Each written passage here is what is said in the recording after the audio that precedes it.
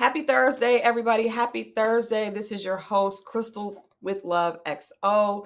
That's the channel that you're at. I literally am just getting in, but I wanted to jump on and do a quick review of last night's Married at First Sight, right? I know we haven't been doing as many recaps on Married at First Sight, but this season is really good, and so I am back, and we are going to make sure that we're doing it. You guys know we also have a recap for Ready to Love, which is going to be tomorrow night. So make sure that you're tuned in tomorrow night at 9 o'clock. I actually have a good friend of mine coming, and she and I are going to basically just read Ready to Love for Phil, okay? Because Ready to Love Miami is off the chain. I love it. But this cast is with the shits, and I'm with the shits as well. So we're going to get all into it. Opulence Jones is going to be here. If you guys remember, she recapped a few episodes with me in for DC. And actually, I think I may invite one more person so we can have some ladies just kind of go through these couples, because we are at the very tail end, and we're going to see what's going on. But tonight is all about Married at First Sight. But before we do Married at First Sight, I want to make sure that if you are watching, please let me know. Please put a XO in the comments so that I will know you guys are there, because I see it's telling me people are there, but I don't know because I don't see any connection. So let me know that you're in the chat. Let me know that you can hear me. And then also we know that we're doing this big giveaway with the night tour. You guys know, if you are anywhere near Jacksonville, Florida, September 30th, we are giving away tickets to see Maxwell, Fantasia, and Joe.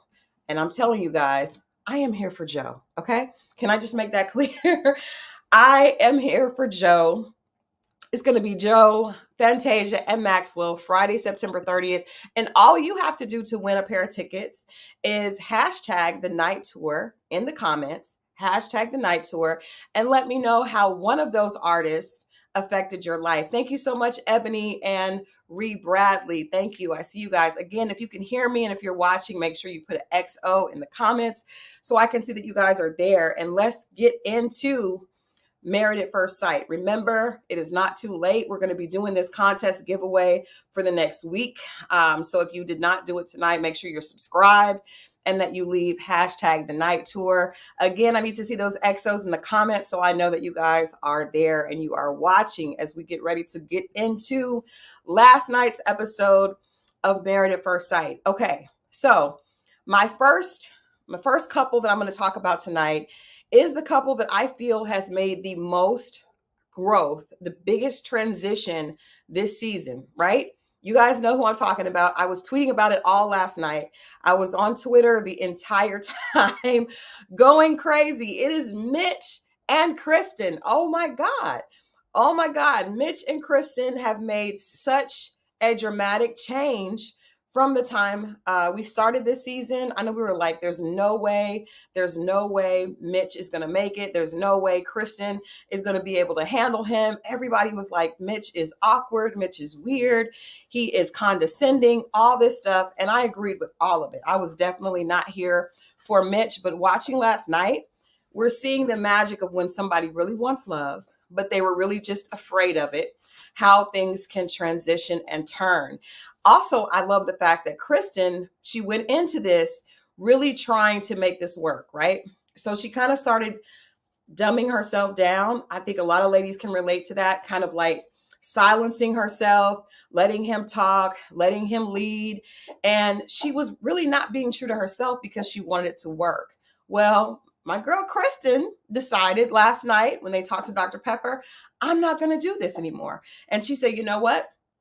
I've been silencing myself. I've really not been being myself, and I don't like it, and I don't think I want to do it anymore. Ladies, that is the exact thing that we have to do when we're in relationships and we're not happy. You have to speak up. You cannot be so afraid of losing the person that you allow yourself to get lost in the process. And that's exactly what Kristen acknowledged that she did. She said it.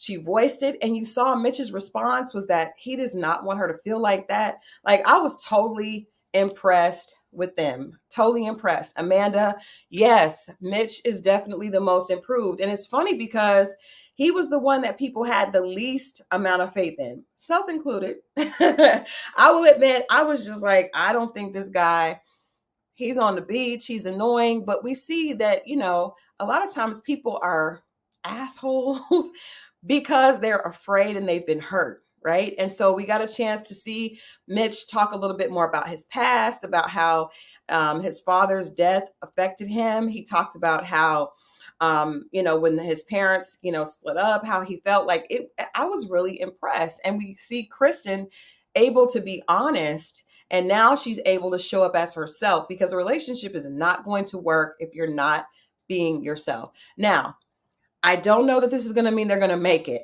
I don't know. We see the previews for next week, and Mitch is saying that, they took sex out of the equation. That's a concern for me, because we know that Mitch initially said that he wasn't really that physically attracted to Kristen, and that's a problem. That's a problem, because you guys know every week we get on here and I say you have to have physical attraction, chemistry, and compatibility. And I think we're seeing their compatibility.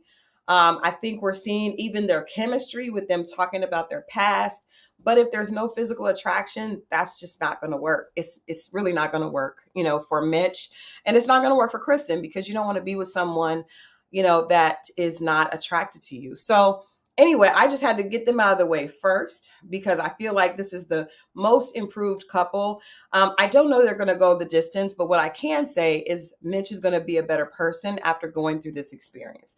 I think Kristen will be a better person after going through this experience. I love the fact that Kristen, even though we know she had this past, hey, Pam with the bad hair, you are not late. You're right on time. We're talking about Mitch and Kristen, and we are making sure that everybody knows, if you live anywhere near Jacksonville, Florida, make sure that you hashtag the night tour for an opportunity to win free tickets to see Fantasia, Maxwell, and Joe. All right. So back to Mitch and Kristen. I think that at this point, Mitch was in his own head and had kind of created this world that he really wasn't allowing people in, right? So if this doesn't work, and I don't know that it will, I think that it's definitely going to open him up to where he'll be ready to find love and someone else will have a better opportunity.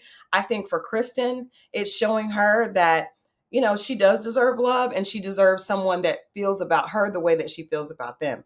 I hate to see this not work, because we know that Kristen had that extremely bad, experience a few years ago where she paid for the entire wedding and the guy was cheating on her, and that was very hurtful to her. But she's strong, because she actually spoke to Dr. Pepper and she's like, I don't want to do this. I want to be able to be myself. She's very rational, and I like the way she handles conflict. So I'm all about Mitch and Kristen. You guys let me know what you think in the chat. I feel like out of all the couples, they definitely have the most progress personally, like personal development, especially Mitch, right? Because we didn't know what was going on with him. So I really was happy to see that growth. And it really shows, like, you don't know when you judge people early on, you do yourself a disservice, because you don't know what that person has gone through that's making them show up in that way. And so as we see with this show, we've been, we're about, I think we're like 8 episodes in, maybe 7, 8 episodes or something like that in. And we see that Mitch had a lot underneath the surface that he wasn't comfortable talking about, right? And so once we start seeing that, it explains some of his kind of weird behavior, right? So I think it's just a note for us as we watch and we kind of use these shows to help us understand our own lives and our own relationships better, to kind of give people a little bit of grace, right? Because you don't know what they've gone through. So I'm all for it. I hope they can possibly turn the corner, but seeing that comment about them taking sex out of the equation suggests to me that Mitch didn't want to be the kind of guy that's having sex with someone that he's not attracted to. We've seen that with Chris and Paige. We've seen that with a lot of other couples on Married at First Sight. We've seen the woman that is trying to sleep with the guy because she wants to do her wifely duties. But if a man is not attracted to you, sleeping with him is not going to change that. In fact, it could make it go worse. It could make it worse, because that's not going to change. He's not, that his opinion and his attraction, his initial physical attraction is not going to change. So That's where I'm at. Oh, thank you so much, Ebony, for that super sticker.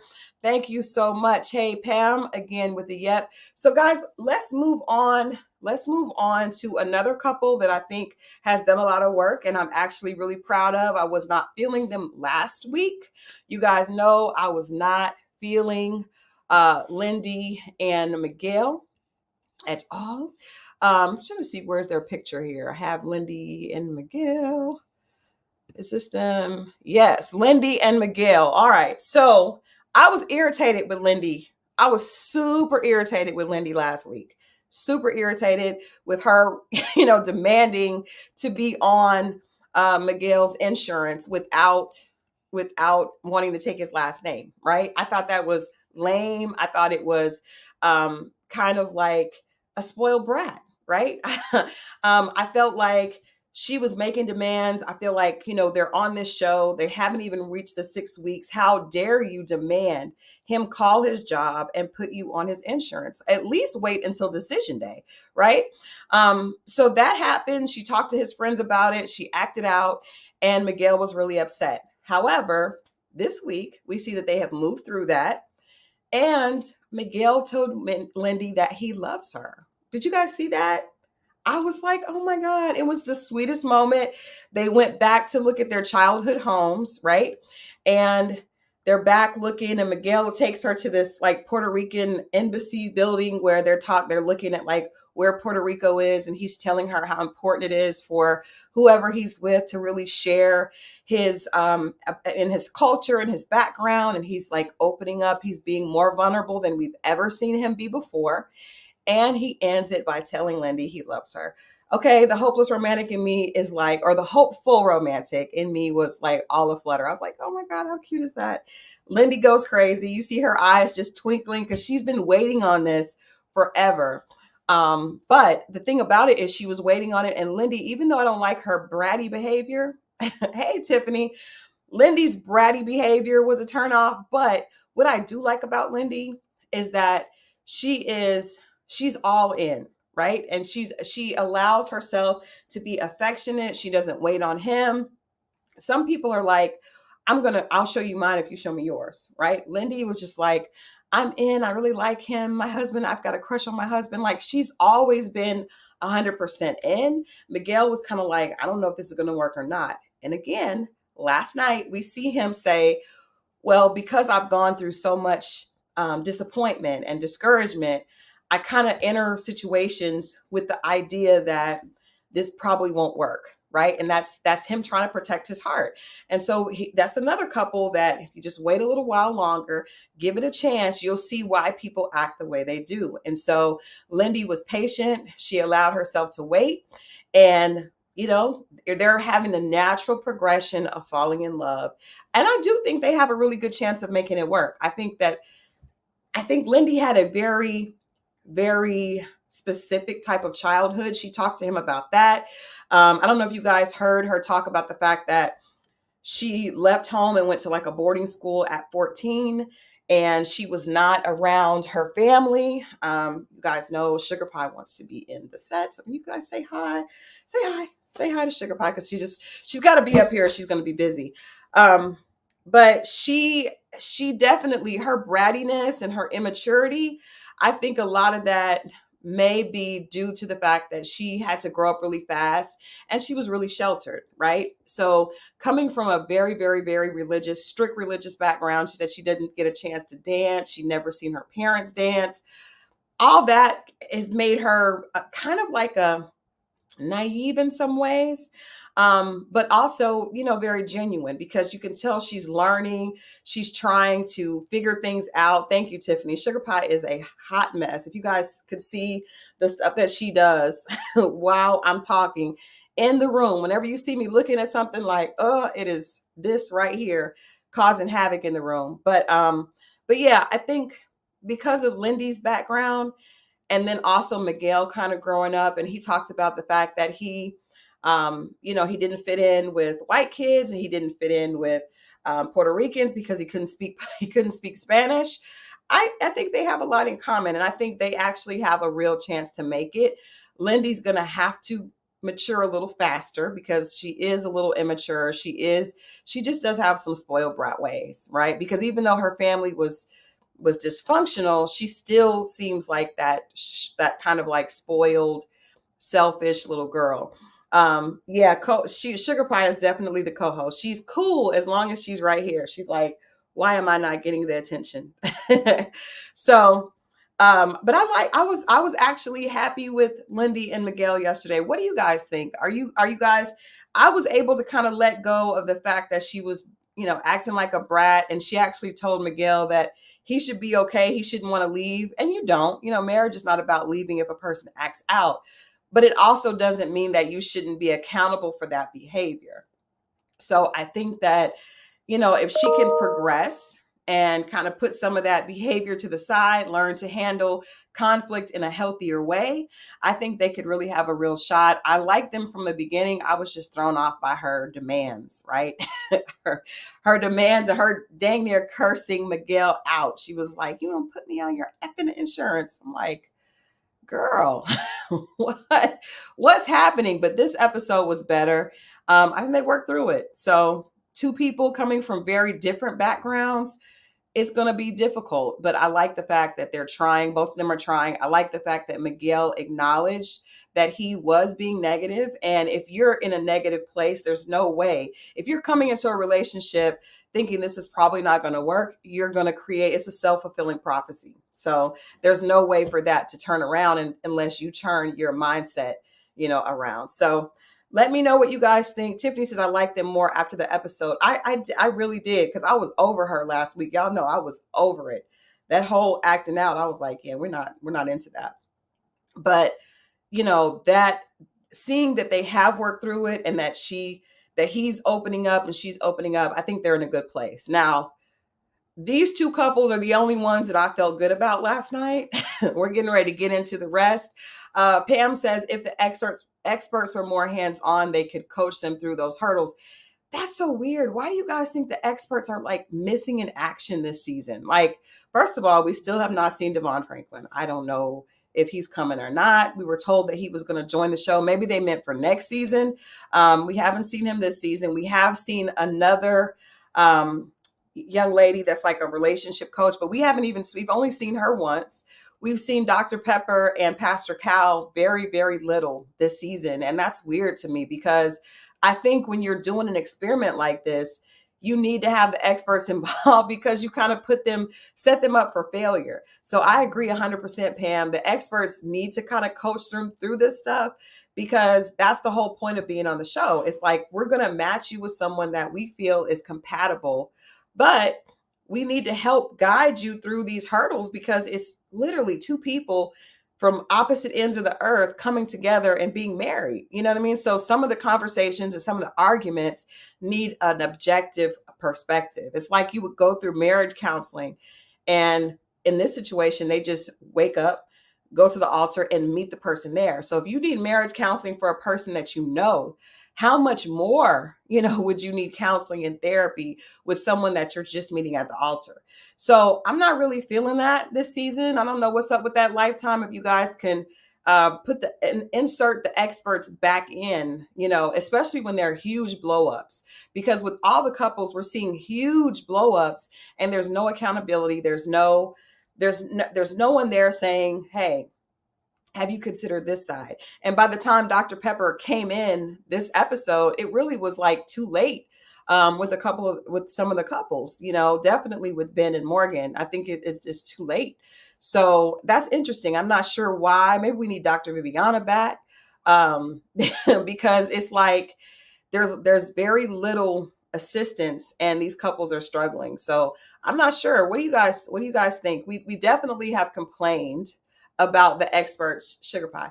We've complained about the experts in the past, right? We've complained about them giving, like, not getting to the meat of it, like not holding people accountable, holding their feet to the fire. But at this point, they're just not there, So I think that's weird. And I think they need to definitely be more active, even if it's virtually, having those conversations. I also would like to see them have the conversations separately, because a lot of times these issues that couples are dealing with is one person dealing with trauma from their past.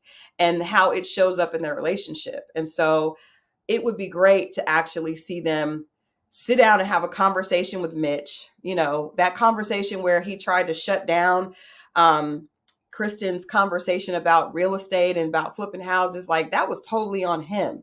So if he was able to talk to Pastor Cal about that, Pastor Cal probably would have helped him to kind of sort through that and understand, why are you hating on her dreams when this really is about your disgust for a political system that Kristen has nothing to do with, right? And even with the situation with Morgan and Binh, which we're going to save to the end because I have a lot to say about that.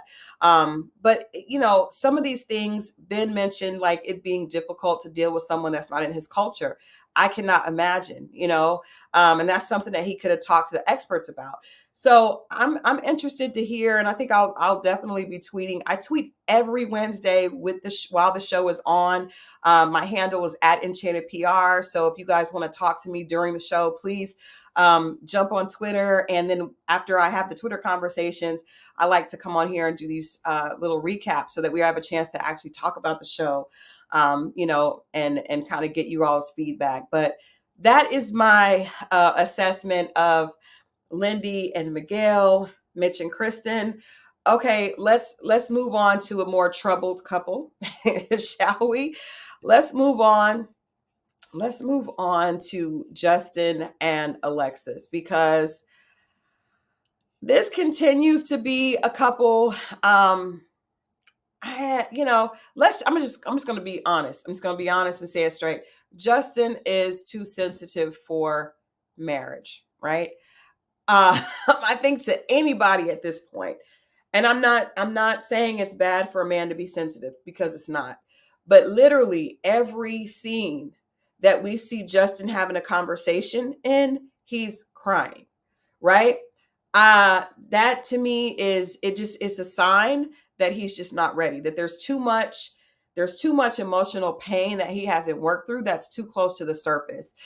Jay Blake says, why not write the letter to their younger selves in the beginning? That would help give them a better understanding of each other's backgrounds. I agree with that, because that's a really important exercise. I think they probably save it to the middle like this so that it's like, it helps with the ratings and it makes, it gives you a buildup.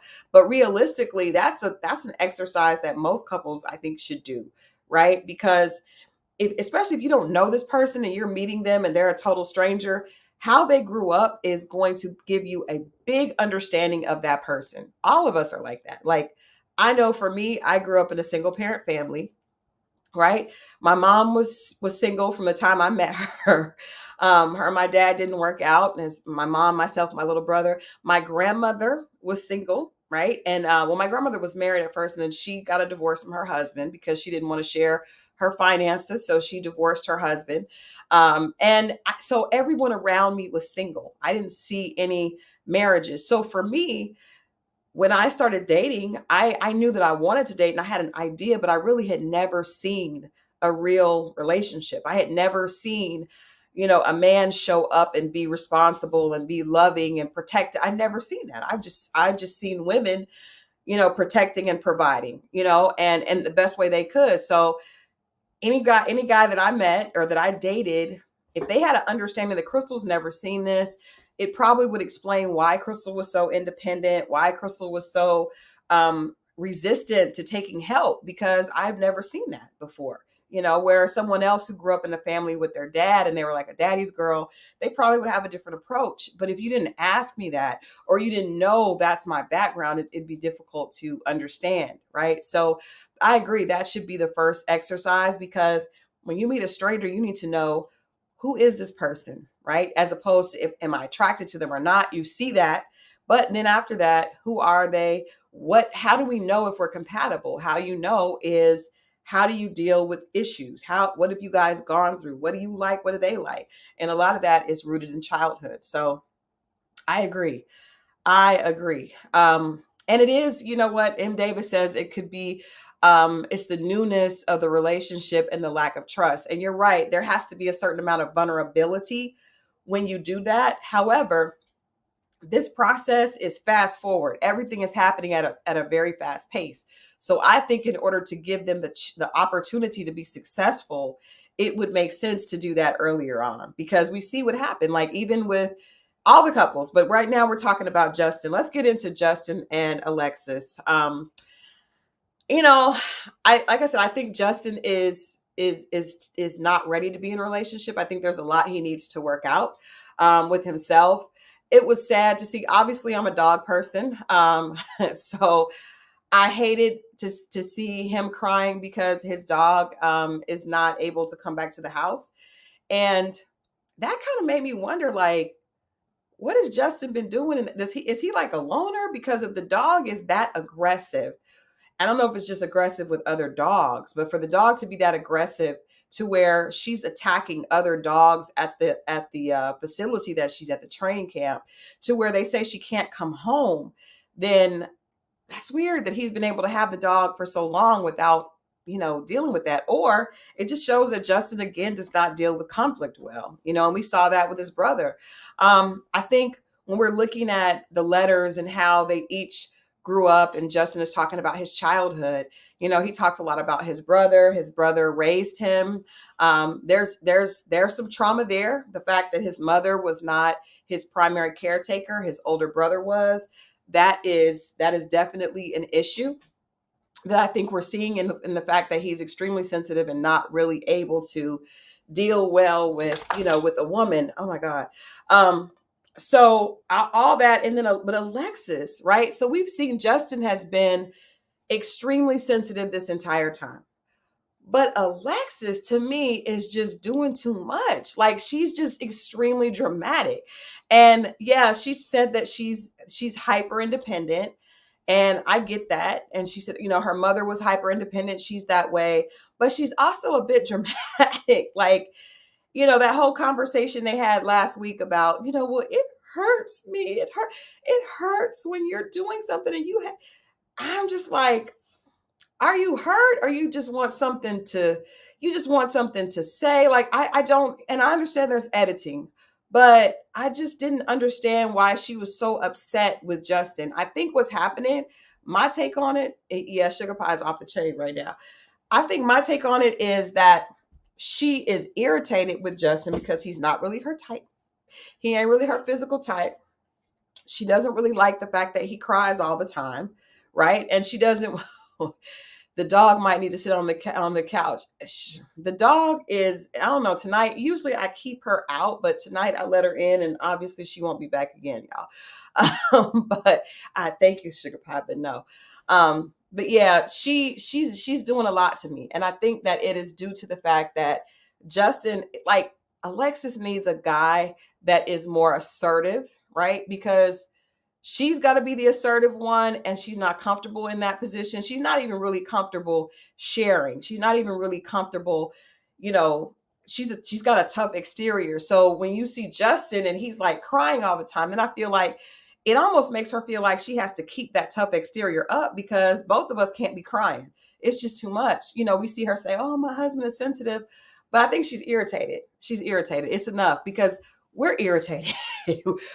I like Justin, but it's just, you gotta heal. You know what I mean? Because anybody that you're with, either you're gonna get taken advantage of, or you're just gonna irritate them and they're gonna leave you, right? Because they don't want to leave you because you're a nice guy. But still, just because a person is a nice guy does not mean that they're the one for you, does not mean that you can stomach their issues. And I think that's what we're seeing with Alexis and Justin. Her issues with him, I think it's summed up in the fact that you keep crying all the time. Like, you just aren't able to have a conversation, a healthy conversation where we understand and move forward without him breaking down. It's too much. It's too much. And I think with her, if she had a guy that made her feel more comfortable and made her feel that was more confident, I think that she would act that way. Right. But because Justin is not, she's like acting super dramatic. It's nobody just be like, because her sisters told him that she's the baby, right?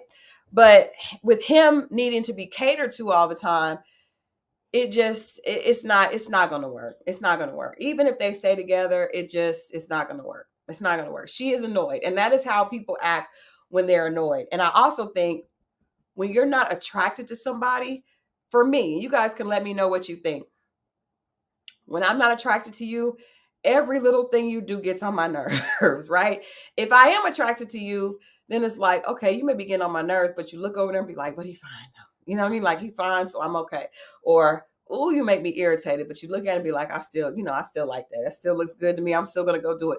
But if you don't like, if you're not attracted and they're annoying, it's not, it's going to grate it to the point where even them breathing is going to annoy you. And I think that is the issue with Alexis and Justin. It's just she's not there, and she's trying. You know why she's trying? Because everybody says, oh, he's such a nice guy. He's such a nice guy. You haven't had a nice guy before. She's probably been dating a lot of dudes that don't treat her well.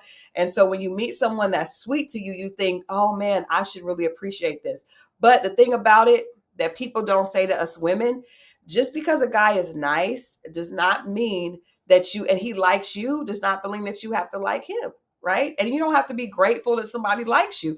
You can be like appreciative of their admiration, but that doesn't mean that I have to give you myself just because you like me. I may not like you, because trust me, if Justin wasn't attracted to Alexis, he would not be in there. He would be out. He would be out, and so I just feel like what's good for the goose is good for the gander. If I'm not attracted to you, I'm not going to be able to do it. You know what I mean? Because even if you're nice, that's just not enough. Nice is not enough. I need to be physically attracted to you. I need to have chemistry with you, and I need to have some compatibility with you. And if I don't have all three of those, I can't do it. Even if you're nice. If you're nice, we can just be friends. So I think that is telling of that situation, but I'm just over it. I don't even like watching their interaction. It's too much. At first, it's funny because on the honeymoon, she was like, people say marriage is hard. Marriage is easy for us. And I was like, girl, it has been 3 days and he's attracted to you. So when a guy is attracted to you, it's going to be fun in the beginning because you're getting all that attention. But this man is broken and has a lot of issues that we haven't even delved into, right? We haven't really heard his issues with his mom. We know that there are a lot of us have daddy issues, but a lot of people also have mommy issues as well. And I feel like Justin has some mommy issues that we don't know, we don't know where they stem from. But anytime you were raised by your big brother who did not really listen to you, you didn't feel heard, he's got to figure out how to write that and get to a place where he's comfortable with himself so that he's just not a pushover. Like, bless his heart. Any girl that he's attracted to, he just gonna lay down and do whatever she wants. And then if she ever gets upset with him, he starts crying. So it's just not gonna work. It's not gonna work. I know we were happy at first because she was caught up. You're right, Jay Blake. She was caught up in the excitement of being on TV, right? Being on these cameras. I'm on this show. My husband is sweet. He likes me a lot. I probably haven't dealt with a guy that's this head over heels and, into me from the jump. But long term, you need a man that you can actually trust and that you can, he has to be confident so that you feel confident in the relationship, but he's not confident. And I'm not saying that he's a bad person. He just isn't ready for a relationship. And he's definitely not ready for a relationship with a person like Alexis. Because again, we remember, you guys know Alexis had all guy friends. She's more comfortable with guys. Justin is not that. He's not like any of the guys that were on, around her. He definitely has some issues to work through. I think he wants love, and he's trying to fill up whatever is the issue with him with a loving relationship, but he's going to have to love himself first. As cliche as that sounds, it's true. He's going to have to work on his own issues and get to love himself. So it's a no for me as well. With the two of them, I'm just, like I said, I don't even like watching their scenes because it's just like he gonna start crying and she looks angry and annoyed, and then it goes from bad to worse. So, and I don't think she's being honest. Like, she won't just say he keeps crying all the time because she probably didn't want to seem like the bad guy. But it just, it's too much. I agree, Tiffany. I like a man's man too.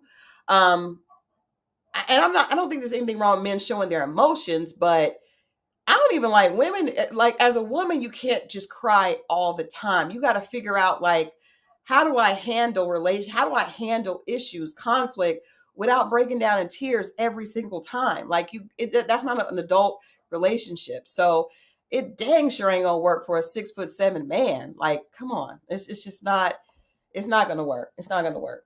It's not gonna work. So moving on, moving on, moving on. So we've talked about Mitch and Kristen, which I like the most. We talked about Lindy and Miguel. We have talked about Alexis and Justin, and now we're going to talk about Stacia and Nate. Now, actually, I didn't put them in the most improved category, but I actually think I actually was liking them this episode. Okay, I was liking them. I was liking it. It was really good. You guys see Nate's dad was there. I think that was my favorite scene with them, when his father was there and he was talking, and we saw his father kind of get emotional, right? And he was talking about Nate growing up. Nate may have made the biggest adjustment after Mitch, right? Because Nate, he likes Sasha. He's obviously very attracted to her, right? She's absolutely gorgeous. He's very attractive. He's attracted to her, but he hadn't opened up. But we see him decide that he really wants this. And he opened up so much about his childhood. He opened up about what he wants with her. Like, and you see Sasha just I mean, she's into it. We saw the family that she lived with. I loved it. I loved it. I feel like they are really making strides. The issue with me with Sasha and Nate is obviously the imbalance with their careers, right? So we know Sasha is this very driven, professional career woman that makes a lot of money, has achieved a lot of success. Nate, I feel like, is still trying to find himself, right? But the thing about it, the only thing that can crack that boss chick code is if he really understands what makes her tick, right? And it gives him a sense of, like, patience with her, because it probably is going to be very demanding, and still is. Like, I think she likes him a lot, but she is definitely, like, Sasha's about that business. So she's like, you guys see in there in the session when she was talking about the prenup, like, I feel like if one person brings in 250,000 and one person brings in 50,000, I feel like you should leave with what you have. And Nate agreed to that. But Sasha's about business. Like, she turned into a whole, a corporate attorney dang near at that table. And I'm not mad at that. But I think Nate, that could be a turnoff if it continues to be that way, right? You know what, Jay Blake, that's a good point. So out of all her accolades, Jay Blake says, can you speak on why out of all her accolades, he was most impressed with the purse selling? And I feel like, in my perspective, I know exactly why. So Sasha has achieved degrees and, money and a portfolio and real estate and properties and all this stuff. However, when people a lot of times are successful like that and accomplished, they kind of use those things to make other people feel bad. Or sometimes they're not even trying to. It can just make other people feel bad because it makes you think about what you have not accomplished, right? But when you go back and you see her, she takes him back to where she grew up. She talks about the fact that she wasn't, she didn't have a lot of friends in school. She felt very awkward. They both kind of have mixed heritage. And so they can kind of understand each other's uncomfortability growing up because of that. But her desire to be successful and to have that entrepreneur spirit in like middle school is exhibited when she's talking about how she would sew, take jeans, cut them up and make purses out of them and sell them. So to me, it showed where that came from. I didn't feel like I fit in. I felt, out of sorts. And so what I did is I did this, and this helped me create my identity. And that very fierce, very successful boss chick, underneath all of that is this little girl who really just didn't know where she fit. But she was tenacious and refused to be left out. And so she created her own version of success. And I think that humanized all her accolades to Nate. I think it humanized her to the audience, right? Because Stacia could come off as very hard nosed, everything is in black and white. Either you're successful or you're not. Everything has to be this way. But when you go back and you hear how she got that way, it makes you understand who she is. Again, going back to what was said earlier about maybe we should see them share these stories about their childhood early on, because there's a verse in the Bible that's one of my favorite that says, "Love covers a multitude of sins." Right? Love covers a multitude of sins, and I think when you can see why someone is the way they are, it helps you understand them and you can love them. Right? You can actually, once you relate, you can love them, and then you can actually see past some of their issues to where it doesn't bother you as much. If you don't understand a person, if you don't relate to them, then you're not going to be able to look past their issues. And I think for Nate, Stasha can be very hard nosed, very strict, very, very matter of fact. But if you understand how that developed, you can have grace with that. You can have patience with that. You can love that and you can work with it. So I think that I really like their scene this past week. I think everything from, you can see he's really trying, like he's really putting in the effort. And that's one of my biggest things with women. Like, if we just wait on the right guy, you can tell the right one, because he is invested. He will be vested in trying to make it work with you. If you're in a situation with a guy and he's not putting in effort, the best thing that you can do is leave, because you're not the one for him. Because when you're the one for him, he's going to put the effort into trying to figure it out. And we see Nate working really hard, which is really different than the Nate that we were introduced to, that pushed the girl's head down at the bachelorette party, right? But we see that he really likes Stasha and he really wants it to work, and he's really putting in the effort. And so I think that that's something that we all deserve. We all should wait for. And if you're not experiencing that, do yourself a favor and walk on. If you are experiencing that and you do have somebody that's putting in the work, then maybe what you can do is allow him to see more of you, allow him to get to know what made you the way you are. Like I said earlier, like for me, I hadn't seen a man show up and be protector. I hadn't seen what that looked like, So for me, I had to be really honest with my husband and say, I've never seen this before. He was like, "You're kind of like a male basher." And I don't feel like I am, but I'd never seen a man in the house doing the right thing. You know what I mean? So when you understand that, it gives you grace with the person and you're able to kind of have patience with them. So I think that's what we're seeing with Sasha and Nate. They do look like they could be cousins. Pam calls them, Nate and Sasha, the twins. They are the hands down probably the best looking couple that we've seen on Married at First Sight, period. Like forever. They look beautiful, but we know that it's more, beauty is one thing, but you got to have more than just the beauty. I love it. It looks great, but everybody's trying to be this perfect couple, and the perfect couple has to start with inside, and then it emanates out. It cannot start from the outside. But if they get the inside together, they are going to be absolutely beautiful, and they are definitely going to have the most beautiful children ever. They are both just very attractive people. So I'm interested, and I'm actually rooting for them, because I see the work that Nate's putting in, and I don't think Nate does that all the time. I think people like Justin, I think whoever they put Justin with, if he was attracted to them, he would try hard. That's just Justin. I don't think that's Nate. I think Nate is trying hard because he really likes Stasha. So I'm all about it. I love it. I love it. Hi, Makia. Hello and welcome. We are at the last couple, and I saved this to the end because I'm super irritated with this couple. Binh and Morgan, right? Binh and Morgan. Now, I I don't understand why on this show, we've talked about earlier how the experts are kind of like missing in action. And they definitely have been with this situation. I feel like Morgan, I was already concerned about Morgan when we first met her, because she is, first of all, she's a wrestler. She does Muay Thai or something. She's tough, right? And she doesn't open up easily, right? She doesn't, she just has this exterior. She's been single. She's a nurse. She's successful, but she's not really open. She didn't have a lot of softness to me. So I was already a little concerned, because Ben is very soft. It's almost like they are a version of Justin and Alexis. Binh doesn't cry, but you guys can see when Morgan is talking to him, he's just like, he has no clue. He has no clue. And I didn't understand it until he mentioned the cultural thing.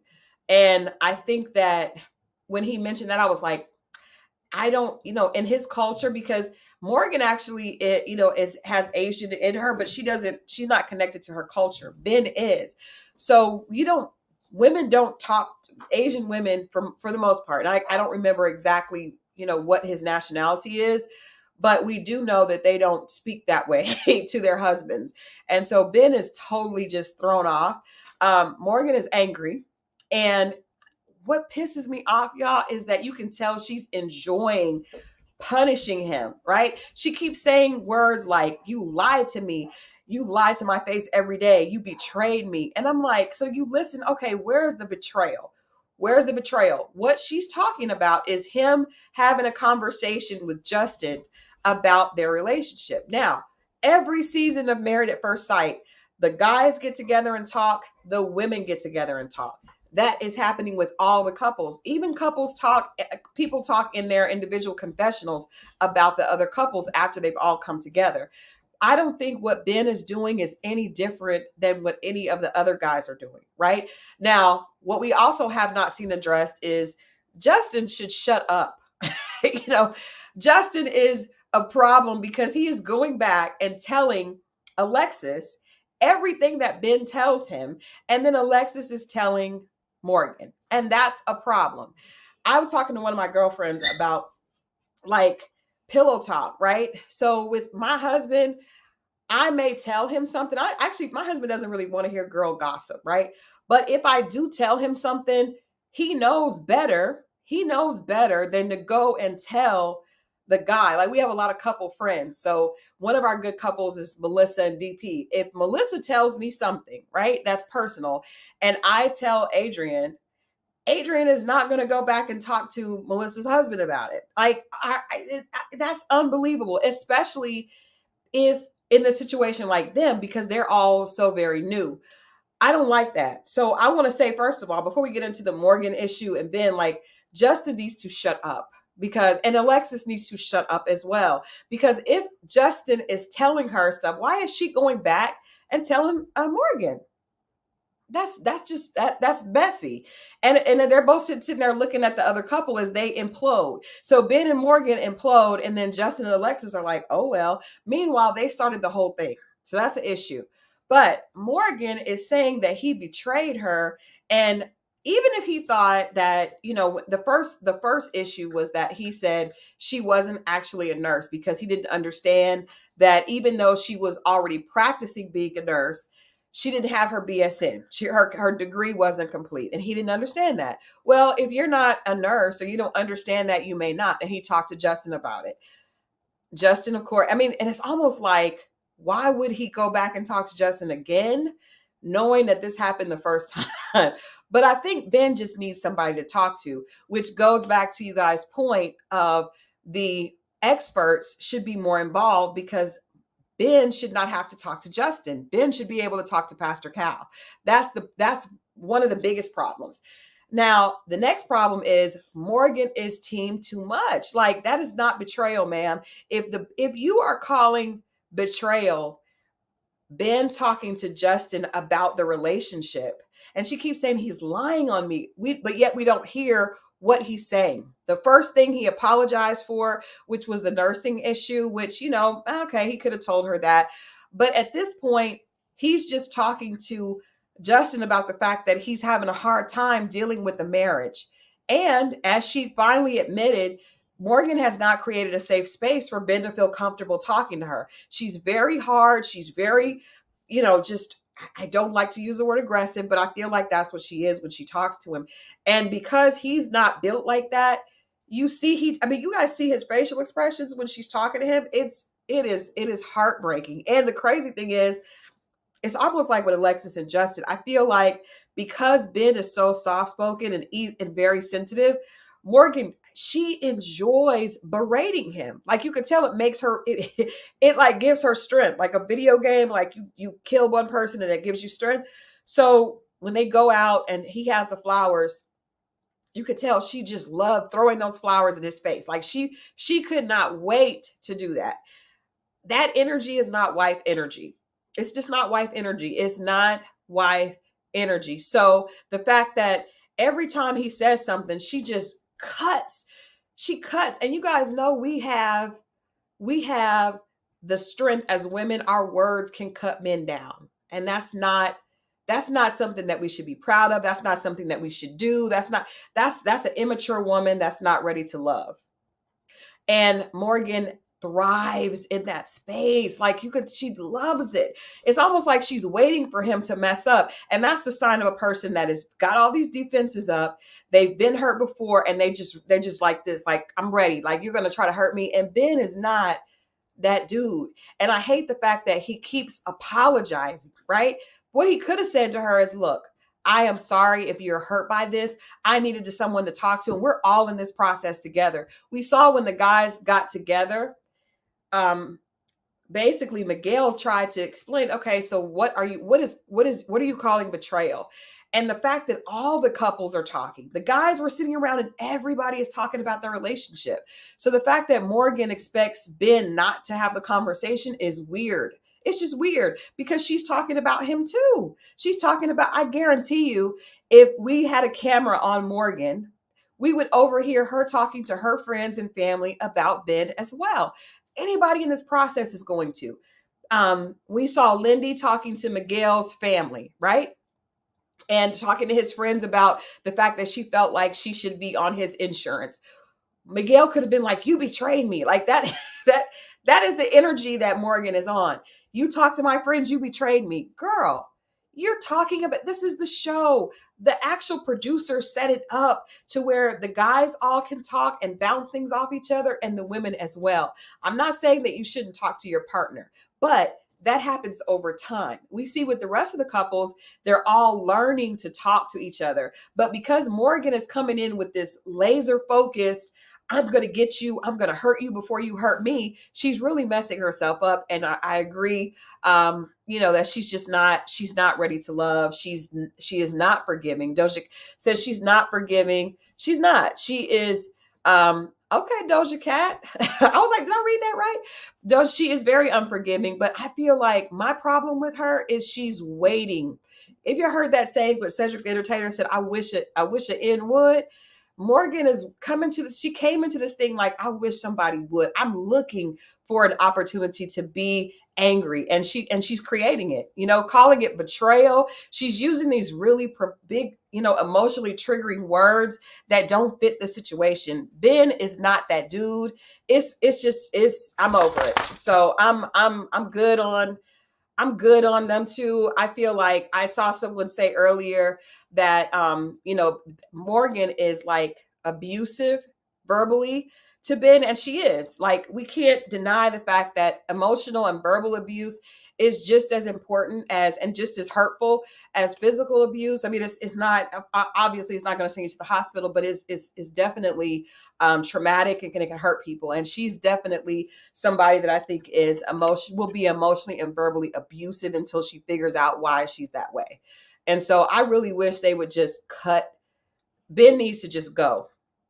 I don't know. Benita says she's trying to be on Real Housewives or something. She's definitely on the wrong show. I agree with MJ. She definitely brings that whole fighter mentality to this. I don't like it.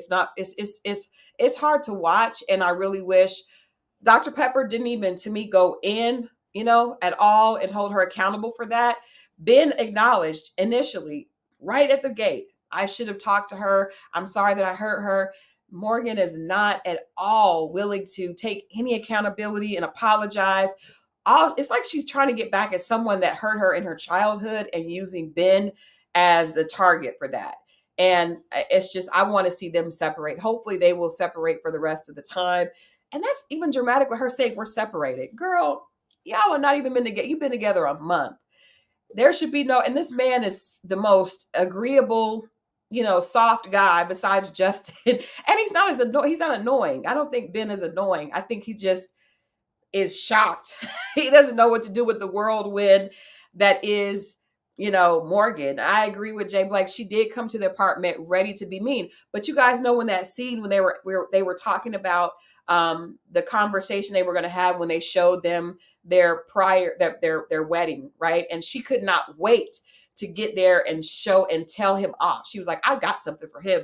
She was excited about it. And when she went out and she took those flowers and threw them on the ground, it like she got off doing that. She got off doing it. And I just was like, you know what? They need to stop this. Ben needs to go on his way, and maybe she'll have some time to think before the reunion, because definitely they need to go their separate ways. But I think a lot of women on this show have treated a guy really badly, and then they have a chance to think about it and they're apologetic, right? Some of the guys that were assholes have not been apologetic afterwards. So I just, I don't know. I just want her to get some. I hope that she's able to watch this and see the fact that she's just being an asshole. There's no reason for him to be being treated the way he is, even if he's talking to Justin. Maybe the right thing is, what are you talking about? Why can't you talk to me? And she did admit that maybe she hasn't, given a safe space. But because he is so soft, he's like taking it to heart. He checked himself into therapy. I agree, Mona. I hope that he does tell his counselor. I hope his counselor does, suggest that he move on, because this is it's not a good relationship. Morgan's not ready to be in a relationship.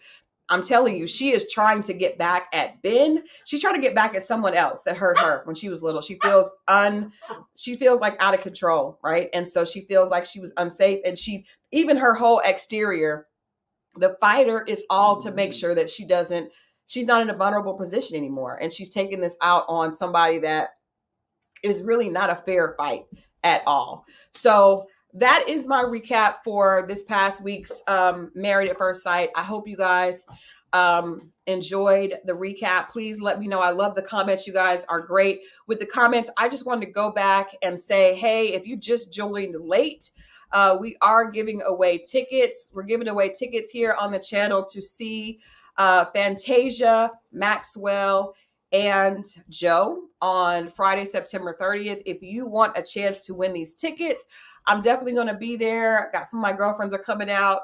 Because who doesn't want to see Fantasia, Joe, and Maxwell? If you want an opportunity to see the show, make sure that you hashtag the night tour.